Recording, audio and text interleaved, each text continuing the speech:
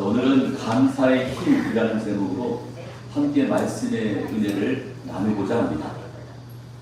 저희는 지난 2주 동안 감사에 대해서 함께 살펴봤습니다. 첫째 주일 맥주감사절에는 신명기 26장을 통해서 감사의 뿌리가 무엇인지를 저희가 배웠습니다. 감사는 내가 받은 것을 인정하는 것이고 하나님께서 나를 어디서 어떻게 인도하셨는지를 기억하는 것이라고 말씀을 드렸습니다. 그리고 그 감사의 고백이 하나님 앞에 드려질 때 비로소 참된 예배가 된다는 사실도 말씀으로 확인했습니다. 지난 2번째 주일에는 시편 103편 말씀을 통해서 감사의 기억이 왜 중요한지를 배웠습니다. 다윗이 자신의 영혼에게 말을 걸었습니다. 내 영혼아, 그렇게 말했죠. 하나님께서 베풀어 주신 은혜를 하나하나 구체적으로 기억하고 세어보는 것이 감사의 시작임을 말씀드렸습니다. 또한 감사는 단순한 감정이 아니라 믿음의 선택이요, 저절로 생기는 것이 아니라 배우고 훈련하는 신앙의 습관임을 함께 묵상했습니다. 그런데 오늘은 여기서 한 걸음 더 나아가 보려고 합니다. 어쩌면 오늘 말씀이 이번 감사 시리즈 설교 가운데 가장 어렵지만 동시에 가장 중요한 그 말씀이 될지도 모르겠습니다. 왜냐하면 지금까지 우리가 살펴본 감사는 그래도 어느 정도 하나님의 은혜, 하나님의 응답을 경험한 다음에 드리는 조건부 감사였기 때문입니다. 이 같은 은혜가 있기 때문에 그걸 기억하면서 감사하는 그런 모습이었습니다.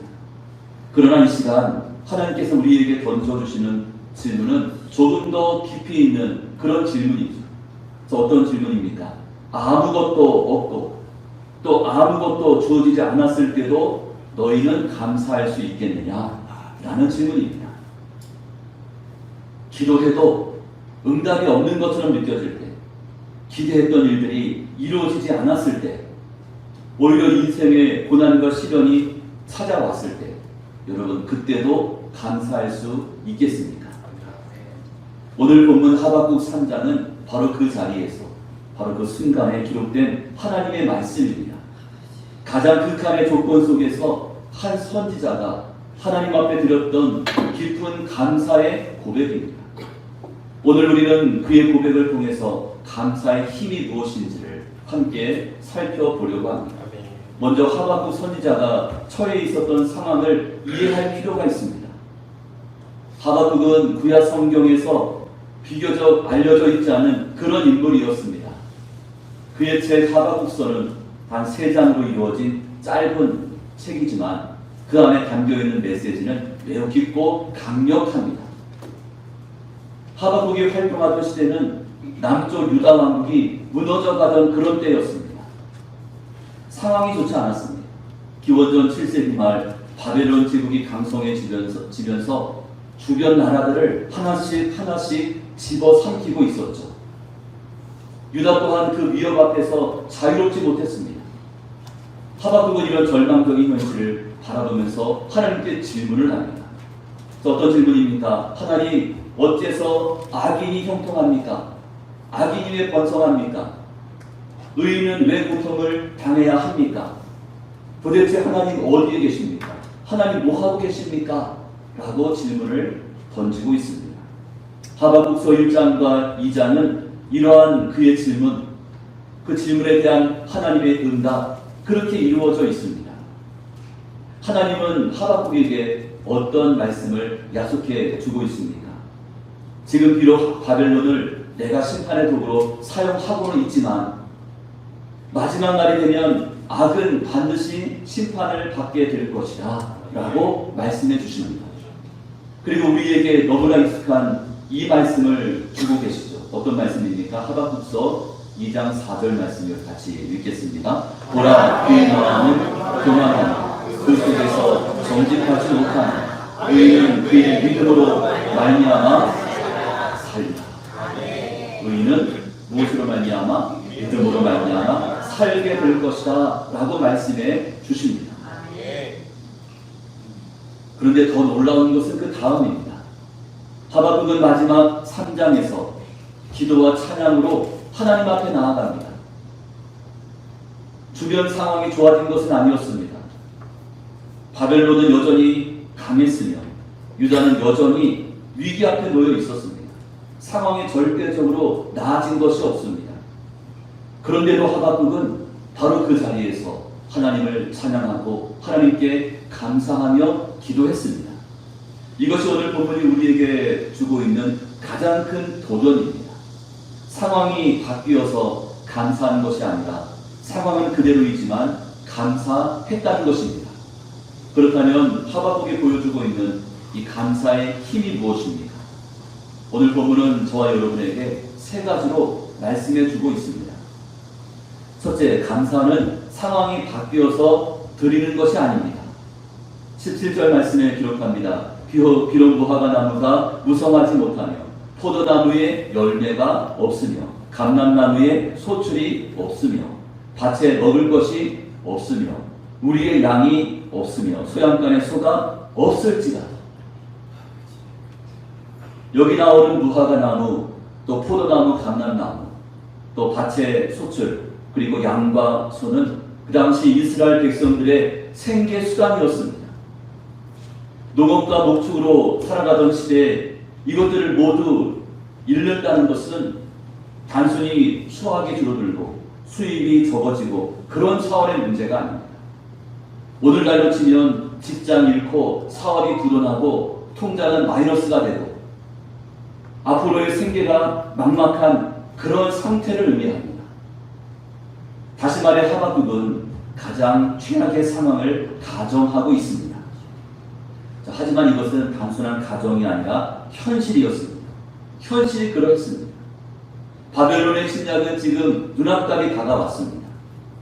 나라가 무너지면 농사는 망치게 되고 가축은 빼앗기게 되고 먹을 것이 사라집니다.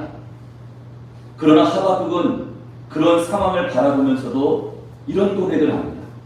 어떤 고백입니까? 그래도 나는 여호와를 말미암아 즐거워하며 그래도 나는 하나님으로 말미암아 기뻐하리로다. 아멘. 할렐루야. 아멘. 이것이 중요한 포인트입니다. 감사는 상황이 바뀌었기 때문에 드리는 것이 아닙니다. 상황이 바뀌었으니 제가 감사합니다. 이것이 아닙니다.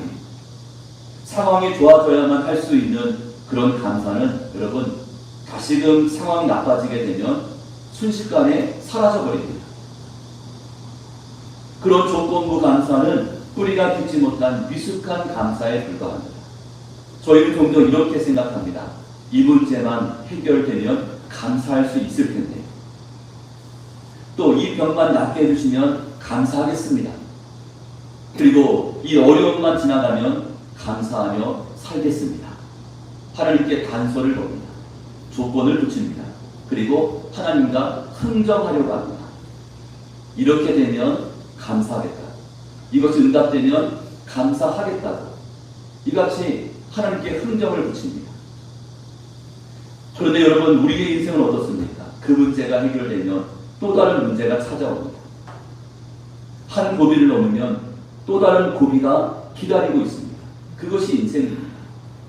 그래서 만일 감사의 조건을 환경에 두고 있다면 저희는 평생 온전한 감사를 할 수가 없습니다. 왜냐하면 우리의 삶에는 늘 새로운 문제가 생겨나기 때문입니다. 그러나 하박국의 감사는 차원이 달랐습니다. 그런 상황을 보면서 감사한 것이 아니었죠. 하나님을 바라보면서 감사했습니다. 여러분 상황은 언제든지 변할 수 있습니다. 형편은 좋아졌다가도 나빠질 수 있습니다. 건강도 그렇고 물질도 그렇습니다. 사람도 변할 수밖에 없습니다. 그러나 우리 하나님은 변치 않는 변함이 없으신 바로 신실하신 하나님이신 줄로 믿으시기를 바랍니다. 아멘. 예수님께서도 같은 진리를 말씀하셨습니다. 요한복음 14장 1절 말씀에 기록하기를 너희는 마음에 근심하지 말라. 하나님을 믿으니 또 나를 믿으라. 자, 근심하지 말라는 것은 너희에게 어려움이 없을 것이라 그런 약속이 아닙니다. 어려움을 내가 없애줄 테니까 근심하지 말라 그런 뜻이 아닙니다. 어려움이 있다 해도 근심하지 말고 하나님을 신뢰하라 그런 뜻입니다. 그러므로 우리의 감사는 상황에 뿌리를 둔 감사가 아니라 변치 않는 신실하신 하나님께 뿌리를 두고 있는 그런 감사가 되어야 합니다. 어떤 상황, 어떤 형편에서든 하나님 바라보면서 감사하는 그런 여호와대로 저와 여러분 되실 수 있기를 간절히 소망합니다. 자, 두 번째, 감사는 그래도라고 고백하는 신앙입니다. 우리 18절에 있는 말씀이요. 같이 읽습니다. 나는 여호와로 말미암아 즐거워합니다. 나의 구원에 하나님으로 말미암아 기뻐하리로다. 여기서 우리가 주목해야 할 표현이 나옵니다. 바로 여호와로 말미암아 그리고 나의 구원에 하나님으로 말미암아라는 말씀입니다. 여러분, 하박국은 지금 무엇 때문에 감사하며 기뻐한다고 말합니다. 상황이 좋아지거나 문제가 해결되었기 때문입니까? 그렇지 않습니다. 하박국은 하나님 때문에 하나님으로 말미암아 기뻐한다고 고백합니다. 하나님께서 그에게 무엇을 주셨기 때문이 아니죠. 하나님 그분 자체가 기쁨의 이유가 됩니다. 이것이 성숙한 믿음의 마땅한 모습인 것이죠. 사실 저희는 하나님께서 무언가를 해주실 때, 무엇인가를 응답해 주셨을 때 그때 감사하다 고백합니다. 기도 응답이 되었을 때, 병이 나았을 때, 문제가 해결되었을 때 감사합니다. 이렇게 기도합니다. 물론 이것도 귀한 감사이지만 여러분, 우리의 신앙이 자라고 깊어질수록 감사의 이유 또한 함께 달라져야 합니다. 하나님에게서 받은 것 때문에 감사하던 그 단계에서 이제는 그 하나님 때문에 감사하는 자리까지 나아가야 합니다. 그들은 이런 고백을 합니다. 내 곁에 주님이 계신다는 것 자체가 감사입니다. 주께서 나의 하나님이시라는 그 사실만으로도 나는 기뻐합니다. 이것이 하박국의 감사였습니다. 시편 73편의 아삽도 같은 고백을 합니다. 아삽은 한때 악인이 형통하고 의인이 고난받는 현실을 바라보면서 너무나 힘들어했습니다. 그런데 성전에 들어가 하나님 앞에 섰을 때 그의 시선이, 그의 생각이 완전히 바뀌었습니다. 그는 이렇게 고백합니다. 시편 73편 말씀에 하늘에서는 주 외에 누가 내게 있으리요 땅에서는 주밖에 내가 사모할 이 없나이다. 내 육체와 마음은 쇠약하나 하나님은 내 마음의 반석이시요 영원한 분길이시라. 아멘이시죠? 이것이 성숙한 감사의 고백입니다. 내게 좋은 것이 많아서 감사하는 것이 아니라 하나님께서 내 곁에 계시니 그것만으로도 충분하다는 행복한 고백입니다. 이것은 하박국이 말하고 있는 그래도의 신앙입니다. 가진 것은 없어도 그래도 하나님이 계십니다. 비록 이루어진 것은 없어도 그래도 하나님은 나의 하나님이십니다. 그래서 기뻐하며 감사합니다. 이것이 그래도의 신앙입니다. 여러분, 우리의 삶에도 그래도를 고백해야 하는 그런 순간들이 찾아옵니다. 기도했는데 응답이 보이지 않을 때가 있습니다. 최선을 다했지만 기대한 것만큼 내가 결과를 얻지 못할 때도 있습니다. 사랑하는 사람을 잃었을 때 우리의 몸과 마음이 무너져 내리기도 합니다. 바로 그 순간이야말로 우리의 믿음이 어디에 뿌리를 두고 있었는지가 드러나는 순간입니다. 자, 상황에 뿌리를 둔 믿음은 어떻습니까? 쉽게 흔들립니다. 그러나 하나님께 뿌리를 둔 믿음은 상황이 아니라 하나님을 바라보면서 이렇게 고백합니다. 그래도 하나님은 선하십니다. 그래도 하나님은 나를 사랑하십니다. 그래도 하나님은 나와 함께 하십니다. 그래도 나는 하나님을 신뢰하겠습니다. 이것이 그레도의 신앙입니다. 여러분, 그레도라는 이 말 한마디가 절망을 믿음으로 그리고 원망을 감사로 바꿔줍니다. 우리의 삶을 다시금 일으켜 세우는 힘과 능력이 되는 줄로 믿습니다. 우리의 감사가 그래서 감사합니다에 머물지 않고 그래도 감사합니다라고 고백하는 그 믿음의 감사가 될 수 있기를 간절히 축복합니다. 여러분, 그래서 감사합니다 요 고백에서 지금은 그래도 감사합니다 요 고백으로 나아가셔야 합니다. 세 번째, 감사는 능력이며 그 감사가 환경을 이깁니다. 자, 19절 말씀인데요. 19절 같이 읽습니다. 주 여호와는 나의 힘이시다. 나의 발을 사슴과 같게 하사 나를 나의 높은 곳으로 다니게 하시리로다. 네. 여러분, 17절에서 하박국은 가장 절망적인 최악의 상황을 묘사하며 가정했습니다. 아무것도 남은 것이 없는 현실이었죠. 그런데 불과 2절 뒤인 19절에서 전혀 다른 고백이 나옵니다. 주 여호와는 나의 힘이시다. 나의 발을 사슴과 같게 하사 높은 곳으로 다니게 하시리로다. 무엇이 달라졌습니까? 환경이 바뀌었습니까? 그렇지가 않습니다. 바벨론 여전히 눈앞에 버티고 있습니다. 유다의 현실은 암담합니다. 달라진 것은 상황이 아니라 하박국의 시선이었습니다. 현실만을 바라보던 그의 눈이 지금은 하나님을 바라보는 그런 눈으로 바뀌었을 뿐인데, 하나님은 그에게 새로운 힘, 새로운 소망을 안겨주셨습니다.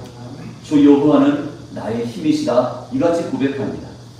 여기에 나오는 사슴이라는 표현도 매우 의미심장합니다. 여러분, 사슴은 험한 산악 지역에서 빠르고 가볍게 움직이는 그런 동물입니다. 가파른 절벽에서도 쉽게 미끄러지지 않습니다. 이처럼 하박국은 비록 자신의 현실이 마치 험한 산과 절벽처럼 위기와 절망이지만, 하나님께서 자신의 발을 누구와 같이 하신다는 겁니까? 사슴 같게 하사 그 험한 길도 능히 달리게 하실 것이라고 믿었습니다. 여기서 중요한 것은 하나님이 그 험한 산을 없애주시겠다, 그렇게 말씀하지 않으셨다는 것이죠. 대신에 그 산을 넘어갈 수 있는, 그 산에서 뛰어다닐 수 있는 그런 힘을, 그런 능력을 너희에게 주시겠다 약속하셨습니다. 이것이 감사의 능력입니다. 이처럼 감사는 현실을 부정하는 것이 아니라 현실보다 더 크신 우리 하나님을 의지하는 것입니다. 그것이 우리에게 힘이 되고 능력이 되며 그 감사가 환경을 이길 수 있습니다. 여러분, 신약에서도 이와 똑같은 진리를 보여주고 있는 극적인 장면이 있습니다. 사도행전 16장 말씀에 보면 바울과 실라가 복음 전하다가 억울하게 매를 두들겨 맞고 감옥에 갇히게 됩니다. 몸은 피투성이가 되었습니다. 두 발은 착고에 세워져 있었습니다. 인간적으로 보면 원망하고 나심해도 전혀 이상하지 않는 그런 절망적인 상황이었습니다. 그런데 성경은 그 상황을 이렇게 기록하고 있습니다. 16장 25절 말씀에 한밤중에 바울과 실라가 기도하고 하나님을 찬송하며 죄수들이 듣더라. 여러분, 죄수들이 들을 수 있을 만큼 큰 소리로 그 한밤중에 기도하고 찬양했다는 것이죠. 그때 어떤 일이 벌어집니까? 큰 지진이 일어납니다. 옥토가 흔들렸습니다. 옥문이 열렸습니다. 그들의 결박이 풀렸습니다. 찬양과 기도와 감사가 하나님의 능력, 하나님의 기적을 경험하는 통로가 되었음을 저희에게 보여주고 있습니다. 물론 저희가 감사한다고 해서 당장 눈앞에 보이는 기적이 항상 일어나는 것은 아닙니다. 그러나 분명한 사실이 있습니다. 감사는 우리의 마음과 생각, 또 우리의 시선을 바꿔줍니다. 그래서 감사하는 사람에게는 그 상황을 견딜 수 있고 그 상황을 이길 수 있는 새로운 힘이 주어집니다. 그래서 감사는 단순한 감정이 아니라 하나님께서 우리에게 주시는 능력이 되는 줄로 믿으시기를 바랍니다. 한번 따라해볼까요? 감사다. 곧 능력입니다. 능력입니다. 이제 말씀을 맺습니다. 지금까지 우리는 하박국이 보여준 감사의 힘을 살펴봤습니다. 그의 감사는 어느 날 갑자기 생긴 것이 아니었죠. 처음에는 하나님께 따져 묻기도 하면서 자신의 불만을 드러냈습니다. 그러나 하나님의 말씀을 듣고 또 하나님이 어떤 분이신지를 다시금 바라보면서 그의 시선이 현실에서 하나님에게로 서서히 옮겨졌습니다. 그리고 마침내 놀라운 고백을 하게 됩니다. 하나님, 그래도 감사합니다. 이 같은 고백을 하게 되었습니다. 여러분 중에도 혹시 그래도의 고백이 필요하신 분 계십니까? 건강의 문제, 물질의 문제, 가정의 문제, 이 같은 문제들로 인하여서 무거운 짐을 짊어지고 또 앞이 보이지 않는 그런 막막한 현실 속에서 힘겨운 시간을 보내고 계시지 않습니까? 그렇다면 오늘 하박국의 고백이 여러분의 고백이 되기를 간절히 소망합니다. 그래도 나는 여호와로 말미암아 기뻐하며 그래도 나는 하나님으로 말미암아 감사하겠습니다. 여러분, 이 고백은 현실을 외면하고 부정하는 그런 말이 아닙니다. 현실보다 더 크신 우리 하나님을 바라보겠다는 믿음의 선언입니다. 고통이 있는데 없는 척하는 것이 아니죠. 고통 중에도 하나님께서 나의 힘이 되고 나의 능력이심을 신뢰하는 것입니다. 하박국은 최악의 상황, 아무것도 없는 그 자리에서 그래도라고 말했습니다. 그래도 신앙이죠. 환경이 감사를 이긴 것이 아니라 감사가 환경을 이겼습니다. 절망이 믿음을 삼킨 것이 아니라 믿음이 절망을 삼켜버렸습니다. 이것이 감사의 힘입니다. 바로 이런 하박국 선지자의 고백이 저와 여러분의 감사의 고백이 될 수 있기를 소망합니다. 이 화면을 보시면서 제가 그래도 하면 뒷부분을 여러분들이 고백같이 읽어 주십시오. 자, 그래도 하나님 때문에 감사하겠습니다. 그래도 하나님을 신뢰하겠습니다. 그래도 하나님으로 말미암아 기뻐하겠습니다. 이번 한 주간도 이 믿음의 고백을 통해서 그래도 넉넉히 있고 그래도 승리할 수 있는 저와 여러분 다 될 수 있기를 주님의 이름으로 축원합니다.